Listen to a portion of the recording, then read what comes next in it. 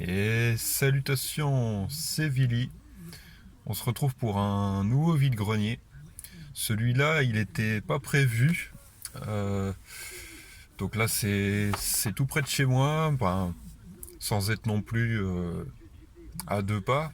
Pour ça que je suis donc dans ma voiture. Le retour des intros en voiture, c'est à Hermont. Voilà.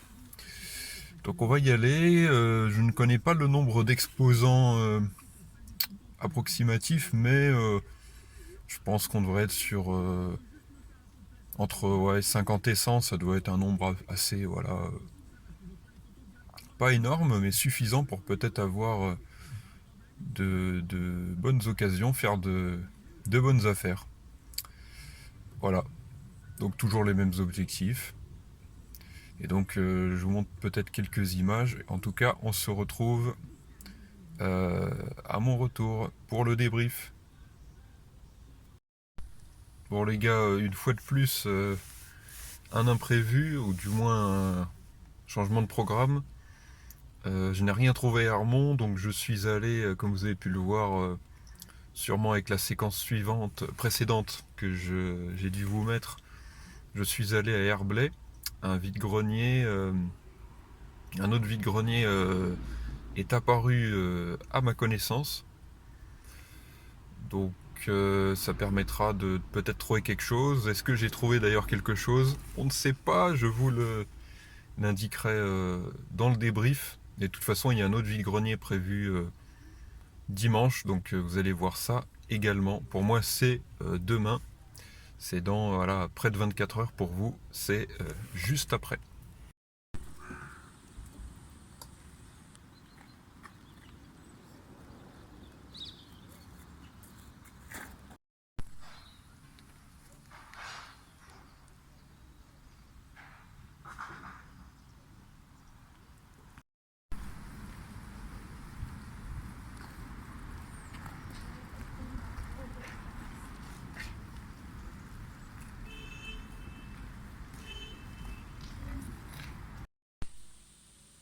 Ah, enfin on repart sur une très belle journée, très belle matinée, je dirais.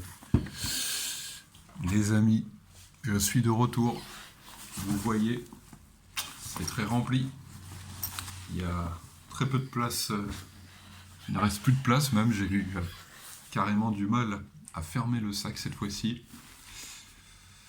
Et bah, ça va être beaucoup mieux que le précédent vide-grenier.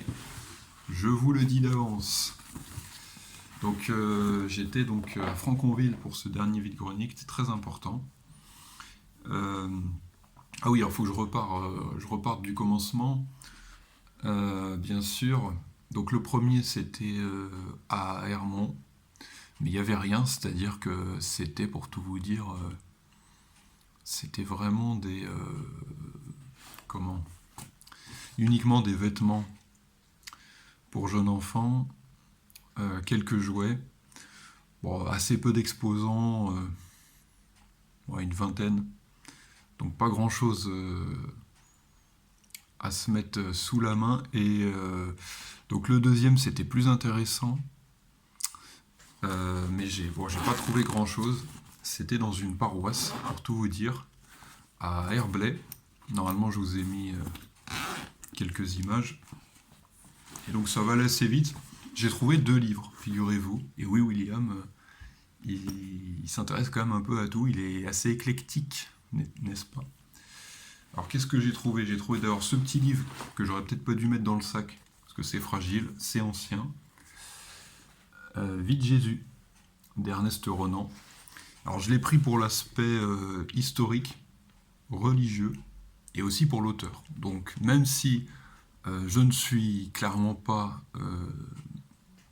un lecteur, encore moins un lecteur assidu de tout ce qui va être voilà, purement littéraire, tout ce qui n'est pas Twitter, c'est un peu ça, ou magazine, mais ça c'était plus il y a une dizaine d'années au moins en arrière.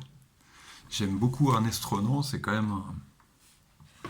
même un auteur, un écrivain du 19e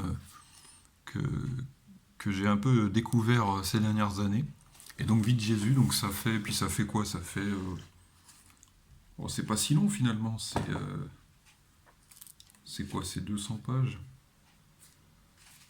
Donc c'est pas, ouais, 270 pages. C'est très ancien, c'est dans son jus. Alors les pages ne se détachent pas, mais on sent que quand même il y a une certaine fragilité. Et donc j'étais surpris de savoir d'apprendre que c'était carrément, ouais, c'est marqué là, une première édition de la vie de Jésus. Ce qu'on va voir, focus, 1863. Vous vous rendez compte, ça remonte, pour ceux qui connaissent un petit peu, au Second Empire, à l'époque Napoléon III. Donc c'est ça qui m'a vraiment convaincu. Bon, après, c'était 1 €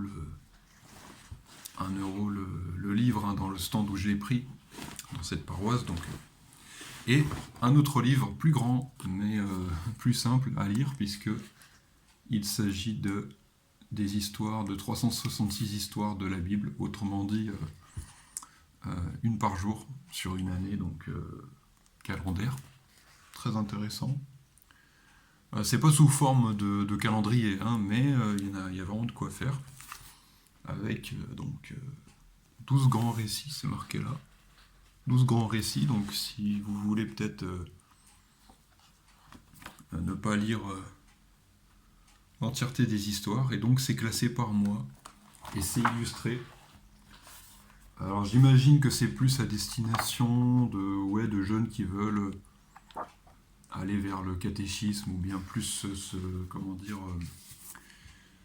en tout cas avoir une première approche quand même assez approfondie, parce que c'est des histoires qui ne doivent pas être très simples. Mais là, regardez, c'est illustré à chaque page, et il y a à peine 200 pages, donc au final, ça doit revenir à peut-être un peu plus de 100 pages, quoi. Au final, parce que les illustrations, elles prennent bien la moitié des pages. À chaque fois, on voit, donc à mon avis, pour une centaine de pages. Donc même pour moi, ça peut être intéressant. Après, je le donnerai peut-être à mes petits frères et sœurs par la suite, mais ça peut être sympa. Ça change d'une Bible qu'on a tous eu, je pense, au niveau donc les chrétiens, mais permet d'avoir deux textes très différents, mais deux documents très différents, mais deux ouvrages, pardon, je vais y arriver, très différents, mais qui traitent de la même chose. Voilà, donc ça c'était pour ce vide-grenier, donc qui forcément laisse penser que c'était une paroisse. Il laisse deviner au cas où on l'ignorait. Donc 2 € les deux, puisque on m'avait dit 2 € 1 € les deux, donc 50 centimes l'ouvrage, avec une réduction si on en prend plusieurs. J'ai dit garder la monnaie, 2 € les deux. Je ne vais pas payer 1 € pour deux livres, dont un qui a peut-être une certaine valeur. Au moins une valeur, disons, symbolique, si ce n'est pécuniaire. Donc c'est très bien, puis ça permet de... C'est bien, c'est pour l'église, pour la paroisse, l'église Saint-Martin et la paroisse donc d'Herblay. Donc ça c'était pour donc le côté plus, on va dire, culturel, même si les jeux peuvent être considérés comme culturels. Bon, enfin là ça va être un peu moins culturel, vous allez voir. Donc Franconville, alors là on était c'était pas une vingtaine d'exposants comme les deux premiers vide-greniers, puisqu'Hermont comme Herblay c'était ça. Là, 100 exposants indiqués, et je pense qu'en effet, le comte de Vieillêtre. Donc c'était quand même assez important. Et là, pas mal de jeux. Un peu moins que lors du premier vide-grenier de Franconville, là, en début d'automne. Je crois que c'était le deuxième vide-grenier que j'ai fait. Et pour ce quatrième, on retourne à Franconville, et là on a très bien terminé ce matin, donc ce dimanche. Donc je sais plus par quel jeu j'ai commencé, je vais tout vous sortir. Tout sortir sera simple. Il y a plusieurs types de plateformes, vous voyez un petit peu. Les plateformes, je sais. Si vous avez fait pause, vous avez pu voir les titres. Alors, bah, il y avait assez peu de concurrence pour les jeux. C'était beaucoup plus pour les cartes et certains jouets qui avaient du monde, parce que oui, c'était une braderie plutôt comment dire, sur le thème un peu de l'enfance, des jouets, il y avait pas mal de vêtements aussi, mais moi les vêtements c'est peut-être ce qui m'intéresse le moins. C'est-à-dire que même des choses que j'achète pas trop, comme les livres ou la musique, ça m'intéresse potentiellement, ce qui n'est pas tellement le cas voilà, des vêtements, même si quand c'est pour adultes, mais là bon, en plus c'était pour enfants et souvent jeunes enfants. Donc là donc on a 6 jeux. Alors le premier, qui m'étonne moi-même, mais j'ai quand même pris, Metroid Prime Hunters, une exclue DS, si je ne m'abuse, qui est sortie, là aussi, si je dis pas de bêtises, à l'entrée, à la sortie de la DS. Je crois que ça, ouais, ça doit avoir déjà 20 ans, je sais pas si c'est indiqué. Mais ça a dû sortir en même temps ou vraiment juste après Mario 64 DS pour 5 euros. Donc ça permettra de tester. C'est la première fois que je jouerai à un jeu Metroid carrément. Je suis même pas sûr de l'avoir testé, d'avoir testé le premier du nom avec le Nintendo Switch Online, la console virtuelle. Ensuite, on passe sur de la PlayStation. Et là, vous vous demandez ce que c'est, surtout ceux qui ne connaissent pas cette série, même s'il n'y a même pas eu de trilogie encore. Ça va peut-être arriver dans les prochains mois ou années. Et ben en fait, c'est simple, c'est Last of Us 2. Voilà. Donc en fait, c'est simple. Alors j'ai tout simplement retourné la jaquette, puisque je n'aime pas la jaquette de base. Pour tout vous dire, je l'aurais plus prise sur PS5. Mais vu qu'on me le proposait à 10 euros, il y avait un stand où les jeux étaient à 10 euros, je me suis dit bon, on va le prendre. Et en plus, là, j'ai pu ça fait un peu jeu indé comme ça, j'ai pu retourner la jaquette. Et donc, on voit, pour ceux qui connaissent, j'espère une bonne partie d'entre vous, quand bien même il y aurait pas mal de fans de Nintendo quand même, c'est une base. Naughty Dog, on voit donc Ellie à cheval. Voilà, mais sans son confrère, son compère du premier épisode, dont j'ai déjà oublié le nom. C'est catastrophique. Attendez, je vais le retrouver en regardant.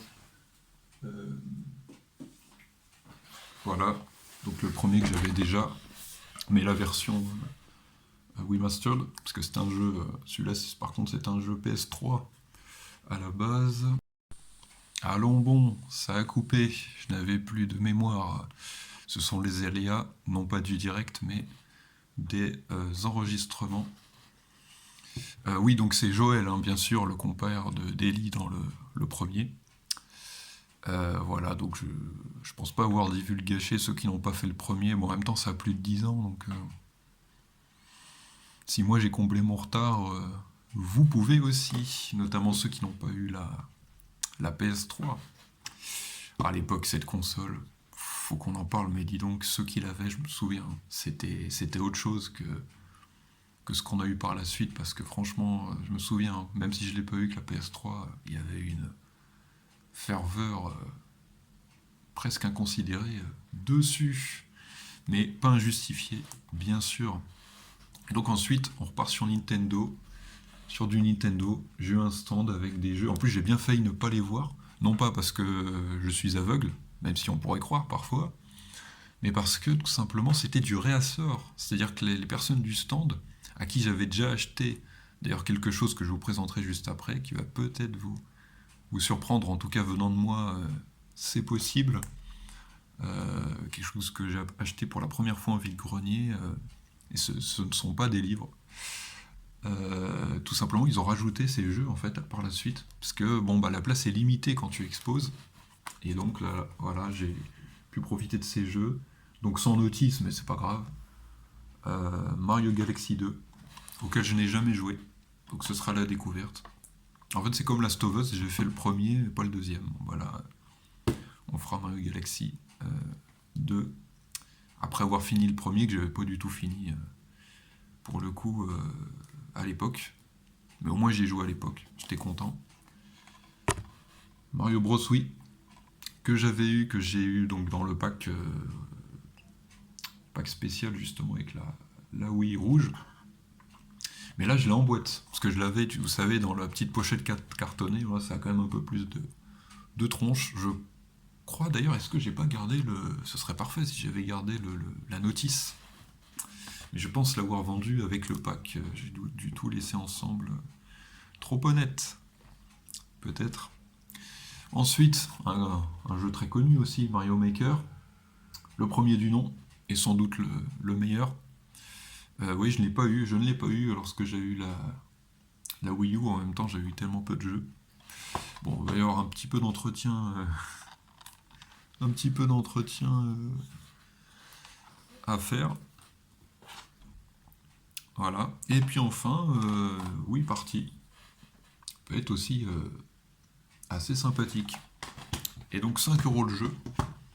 Pas eu besoin de négocier, même si j'en prenais plusieurs. 20 euros pour 4 jeux sympathiques, tout simplement. Donc voilà, donc ça nous fait 6 jeux pour le vide-grenier de Franconville, aucun pour les deux autres. Attendez, vous voyez pas, je me filme à la verticale. Bon, enfin bon, c'est quand même assez sympa.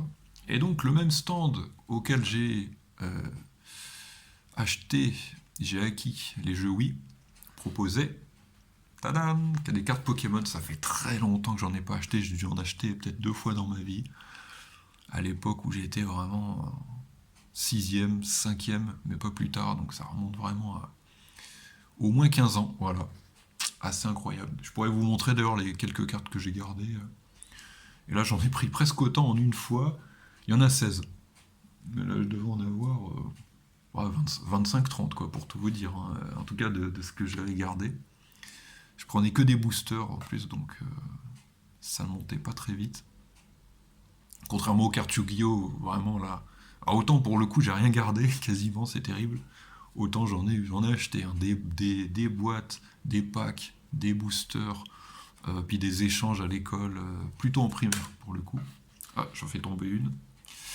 Et donc j'ai été très sélectif, non pas parce que je voulais les plus rares ou les plus comment dire, puissantes, etc. Pas du tout, juste parce que je voulais essentiellement de la troisième et surtout quatrième génération. Il y a eu une exception que je vais vous montrer pour mon Pokémon préféré, qui bizarrement n'est pas dans ces générations-là.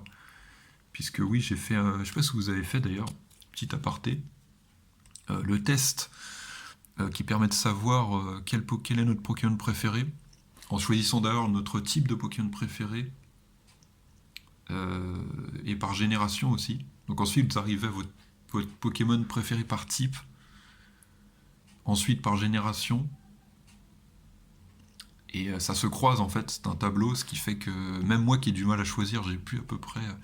Et vous allez voir, je vais pouvoir vous dévoiler en même temps, tiens, ça tombe bien, mon Pokémon préféré. Donc, on a Noix de Coco.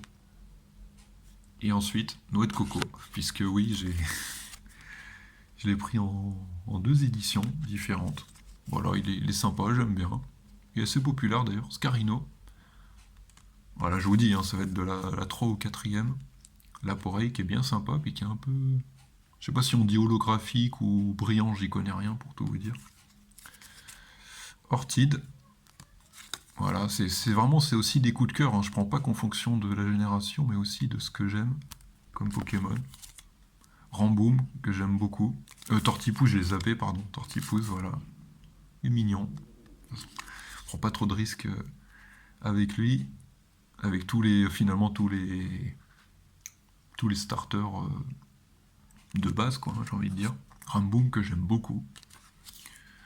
L'Euphorie, qui est apparu bien après, je crois, le Vénard, hein, si je dis pas de bêtises, hein, c'est pas du tout la première génération. Dimoret, très joli aussi, très belle carte, en très bon état d'ailleurs. L'état est soit très bon, soit en moyen à la fin, vous verrez. Pas le cas. Fait toujours son effet, même si je suis plus Dialga, hein, d'autant que j'ai commencé avec la version diamant. Octillerie. J'ai mis du temps avant de le découvrir, hein, parce que pour faire évoluer mon Remoraid, ça n'a pas été une priorité à l'époque, quoi. Groudon, encore un légendaire, bien sympa aussi.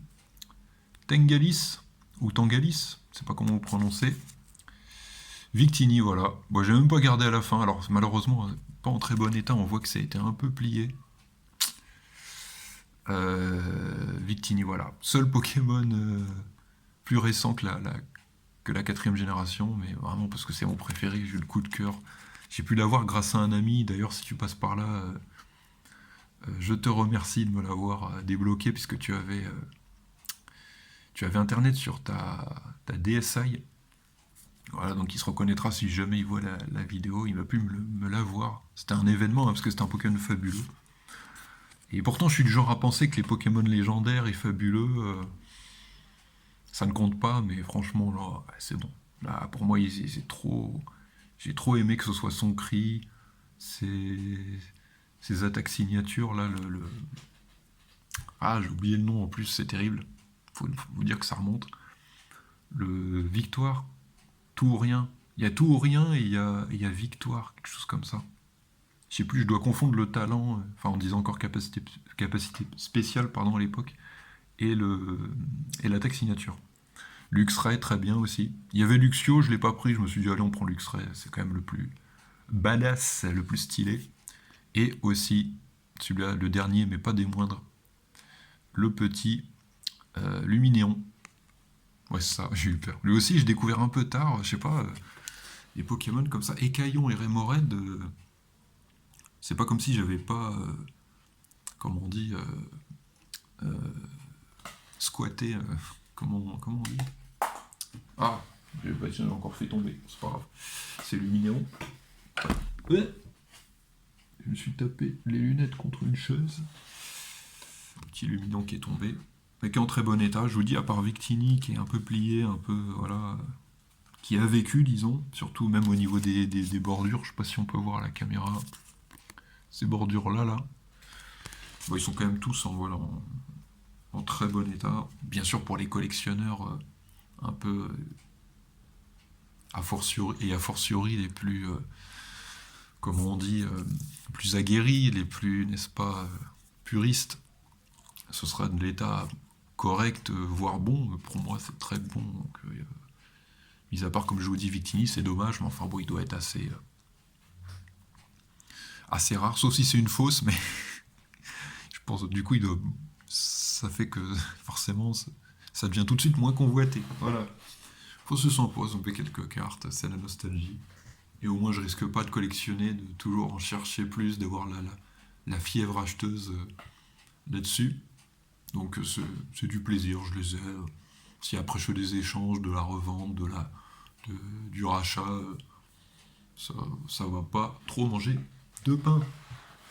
Et donc on termine par la dernière chose, alors c'est encore plus surprenant, mais ce n'est pas pour moi. C'est dans le sac, je cherchais autour de moi, c'est dans le sac. Voilà, une autre occasion. Hop. C'est une sorte d'instrument de musique pour jeunes enfants. Ça fait piano, comme vous pouvez le voir en dessous, et batterie. Bon, je vais pas le tester, ça sert à rien, c'est juste pour vous montrer. Je vais vous montrer comme ça, tiens, c'est peut-être mieux vu la caméra. Piano, batterie. Voilà pour un de mes petits frères. Ça se joue bien. 2 baguettes incluses. J'en ai vu un qui avait un peu moins de fonctionnalité et qu'avec une seule baguette. Donc remarquez. Ça nous montre une fois de plus qu'un vide-grenier permet d'avoir plusieurs opportunités, dont certaines bien souvent auxquelles on ne s'attend pas et qu'on n'avait pas anticipé avant de nous y rendre, de participer à ces petits événements bien sympathiques, hebdomadaires, mensuels, parfois de manière plus occasionnelle pour d'autres. Donc je vous remercie, merci d'avoir suivi cette vidéo assez longue. C'est vrai que là j'ai fait un peu long, surtout que c'est pas comme si... parce que là je vois on dépasse les 20 minutes. C'est pas comme... Pourtant on n'est pas comme dans le deuxième vide-grenier où il y avait vraiment beaucoup de choses. Là, il y avait quand même un peu moins. Bah écoutez, moi je suis très content surtout de ce dimanche en termes de nombre d'objets donc dénichés. Et donc merci à vous d'avoir été là. Et à plus tard pour une prochaine vidéo. Qui sait, peut-être sur Pokémon. Je vous dis ça. Je n'en dis pas plus. Bon dimanche. Et ciao les gars.